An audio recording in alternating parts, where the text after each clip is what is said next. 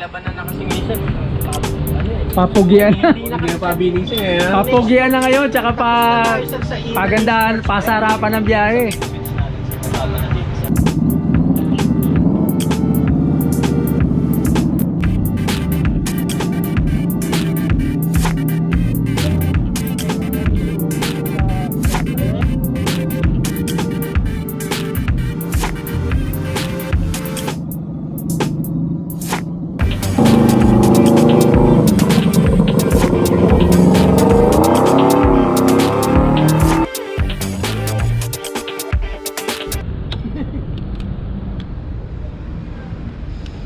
Ayun sir, sa taas, yung red.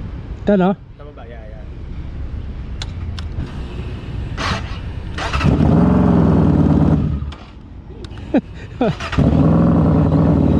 Natural lang pala ang tunog yun. Change partner na yun.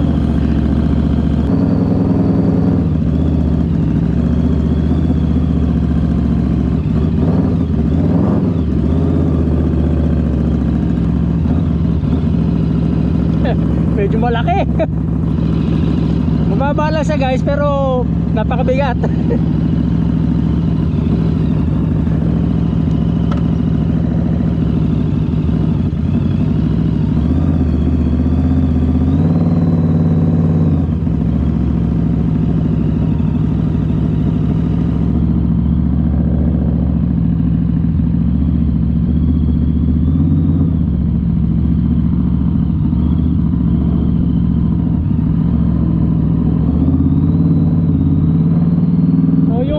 Yung tawag nito, yung kanyang upo cruiser, no? Yung relax lang. At tinan mo naman yung yung paa ko na para ka lang nakaupo sa sofa. Ang lapad ng upuan. Wala to guys, Benda motorcycle.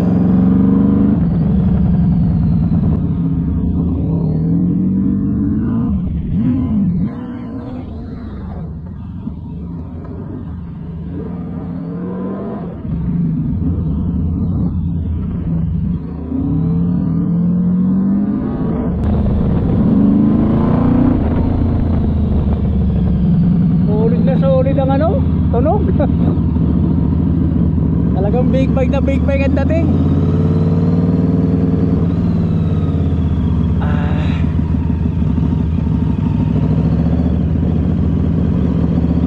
Bukan natin idaan sa code kung kaya. Kasi medyo mahaba to guys eh. Kaya naman. Kaya lang hindi yung yung sa malalapit na code.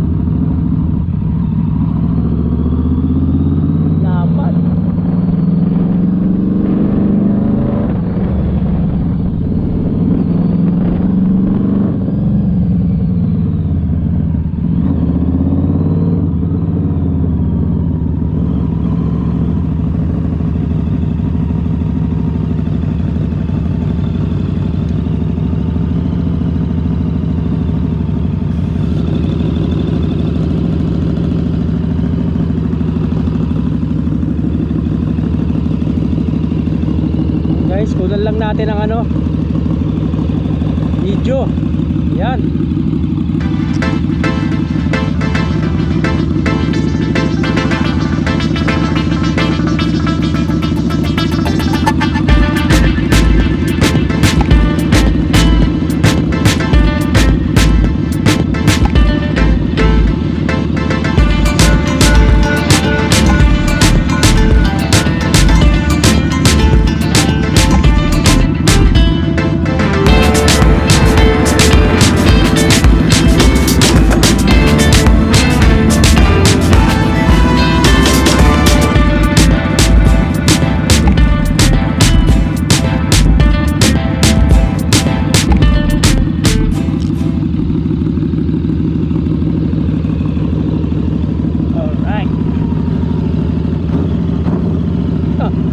tunog oh.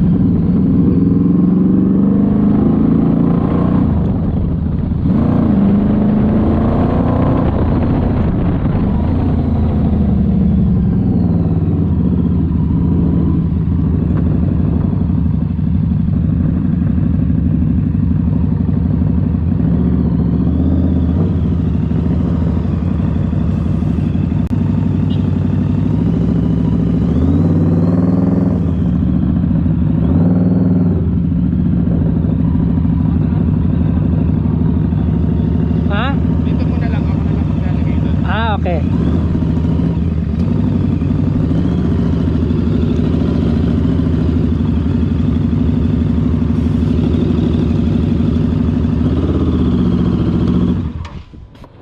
All right.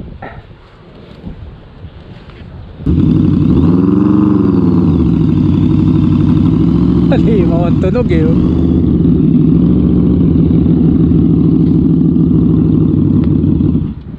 Yung pipe niya, ano yan? Stock yan? Hindi sir. Ah, ano na rin pala yan? Market na sir. Oo. Doon yung stock, yung may display doon eh. Okay, tingnan ko lang Kami yung... nung LFC. Oo, tingnan ko lang yung stock. Kami yung gamit dati. Boss, maraming salamat. Ang lupit ng motor mo. Ito yung stock. Okay. So, yung kita nyo guys, oh. Kumbaga ito yung stock na tambucho niya, oh. Yung classic. Tapos yung yung dito, meron na siyang parang cover dun sa isa. 500 cc yan guys. Alright.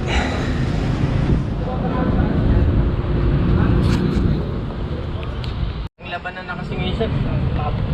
Papugian na. Hindi na pabilisin ngayon. Papugian na ngayon, tsaka pagandahan, pasarapan ng biyahe. Switch natin sir. Kasama na dito sa... Yan yung tunog ng stock.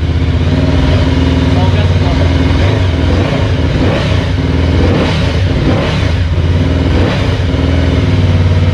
Wala yun yung tunog sir. Ito kasi sir, keyboard. Ito inline board. Between India. Tsaka maganda siya, hindi siya kadena, oh. Belt. Hindi nakakalawangin yung kadena Sir, mo. mga foreigner, mas gusto nila yan. Belt drive. O kasi ano to eh. Kasi, ano yan sir, less maintenance. Madali, na, oh, less maintenance ang Hindi ka na belt eh. chain cleaning, hindi ka na mag-chain lube. Ayan na siya. Ugas-ugas lang. Hintay mo na lang yung certain mileage set. Bakit mo sakit ito? Hindi kasi sir, Loud kasi, sir, eh. loud Ah. pipes eh. Palit ako ng full exhaust. Okay? Nagalit niya yung asawa ko kasi hindi na siya makasakay. Nasira daw yung eardrums niya pag mag-grocery. Tsaka hindi ba mainit sa yung pagka nadikitan? Yung Hindi naman. Yung pipe? Siyempre pare lagi ko nakalonta. Pag, Oo. pag naka-V-twin ka, lonta talaga. Basta V-twin yung... and at least may heat guard ba? Pero solid to sir. Tsaka ang maganda sa dito may sarili na siyang self-check. Kaya na niya. Hindi mo na Sir, may rin siya. May mga available aftermarket accessories. Meron. Ayun. Tapos hindi mo na kailangan ng OBD scanner dito. Kumbaga pag may problema siya, may self-check siya. I-switch mo lang sa susi, lalabas yung error code. search mo na lang sa ano, tapos tanong mo sa mekaniko mo, ito yung lumalabas na error code. Ito yung problema. Mas madali iayos. Kanina sir, nung ginamit ko yung motor mo, nakailaw yung engine Check brake. engine. Oh, ano mo lang. I-reset mo lang siya. Ano lang re-reset mo rin, Jack? Ito sir. Opo. Pwede. May manual reset to, sir. manual reset. Yun. Ayun ang kagandahan nun. Pero malabo naman kasi magka-error agad to, sir. Hindi ito nagkaka-error agad kasi quality yung ano. Yes. Solid yan sir. Sarap nga daling kanina eh. Ano yan eh, sa airflow. Sir, yung sa heat na sinasabi, meron tayong heat guard. Hindi, yung para sa, yung kay sir kasi, yung loud pipe niya, talagang maganda forma kaso, walang ano, heat guard sa ano. Wala, pare. Wala, sir. Kasi kumbaga, Bagay, sa cruiser kasi ano talaga, oh. madalas talaga, sir. Bay, di ka naman masyado nag-aangkas eh, no? Bira pa. Problema lang doon, so nag-aangkas eh. Pero ito, sir, dito gaano. Okay, ano, kasi ano yan, heat guard na yan eh, design talaga yan. Sir, may ilalim siya. Yung Kaiser kasi, aftermarket, to, Ayun ang ano, sir, pag aftermarket. Ayan, Brad. Dito, pare. Video mo to. Yung dark flag kasi, pag sinwitch mo to, ayan, makikita mo kung may problem dito, mag-error code. Since ito, wala naman lumalabas, ibig sabihin walang problema. Pero, normally, pag nag-open pipe ka na, ang nagiging issue niya yung actuator, yung throttle. So, para maka-reset mo yun, mayroon ka lang din gagawin dito. okay. Gagawin mo lang yan. Oh, yan. Mga ilang- Ayan, pakinggan mo. Oh, yung Automatic, may gumagalaw, oh. Oh, ibig sabihin nire-reset niya yung ano based on your last driving habit. So Okay. parang may AI na So siya. mga ilang Anim. pit, anim. So para makita mo yung code, 3. Okay. Pero kailangan hindi nakapatay yung kill switch siya. Oo. Okay, 3. Tapos makikita mo yung code. Kunyari may lalabas na dito, P2118. Okay. Yung kanina sa akin, P2118 yun. ATC yun, ibig sabihin yung actuator dito. Oo. So, i-reset ko lang. Pag ni-reset mo yun, Nawawala na. mawawala yun pare. Tapos lalabas na lang dito letter P. Ibig sabihin na reprogram na niya ulit Na-reprogram niya na kagad. ulit. So yun yung isa sa mga selling point ng Benda Dark Flag. Oo. Kaya ito talaga, kaya yung price niya medyo mataas kasi Oo.